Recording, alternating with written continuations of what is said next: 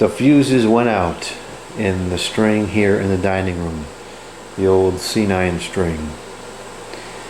What happened was I was hanging the lights and a couple of the bulbs was burnt out, and sometimes when the bulbs are burnt out and the filaments are loose in a certain way that they're still long enough, they might connect inside and improperly and cause either a momentary high power draw or short or something like that, whatever it does. And the 120 volts AC will burn it off in a split second, and it's normally not a problem. But sometimes if you have a fuse on a string, the fuse will detect that sudden and unexpected draw in current and it will blow out, which is exactly what a fuse is supposed to do. So that's what happened here. The fuses went out.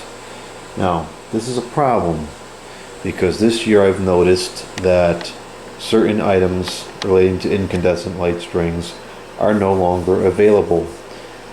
Among those is fuses. I used to be able to buy these fuses at the Home Depot. This is a standard fuse that goes in the C9 or C7 strings. It's been the same size for years now. These older strings of C9s, some of the early fused ones, take a larger fuse.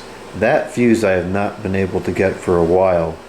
I'm sure it is available from somewhere, but I'm not sure exactly what the size is.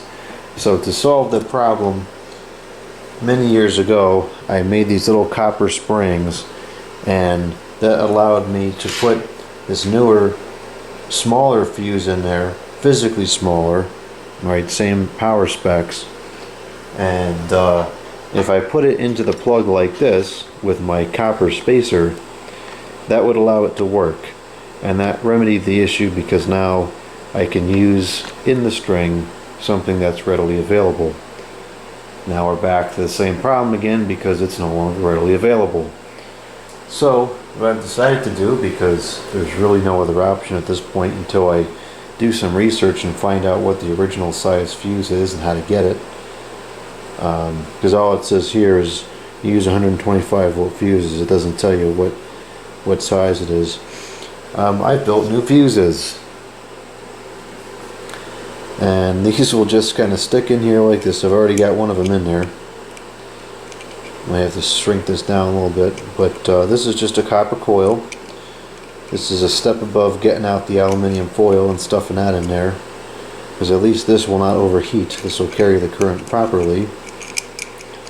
The safety mechanism is gone, but I won't be doing anything with these strings that would overload them, etc. So I don't think that it's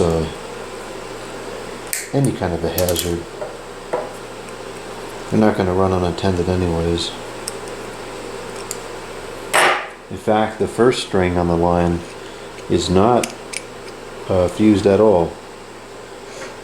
It's older than that.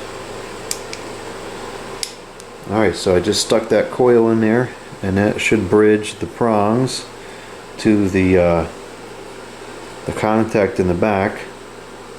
This one's a little dodgy. I don't like the way that's fitting in there.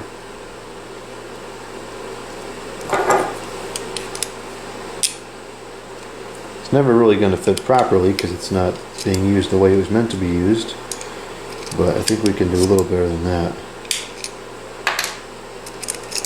We don't want to have a loose connection because that can heat up, so it's got to be a good solid connection here in order for this to be reasonable.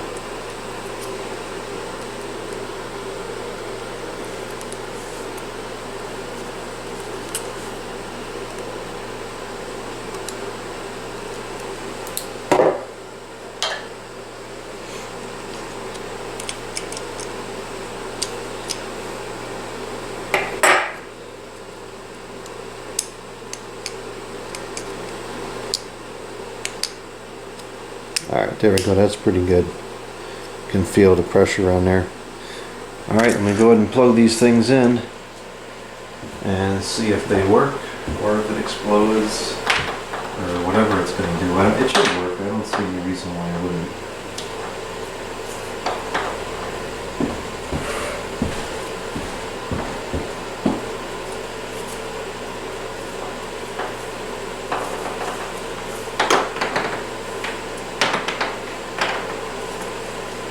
876-543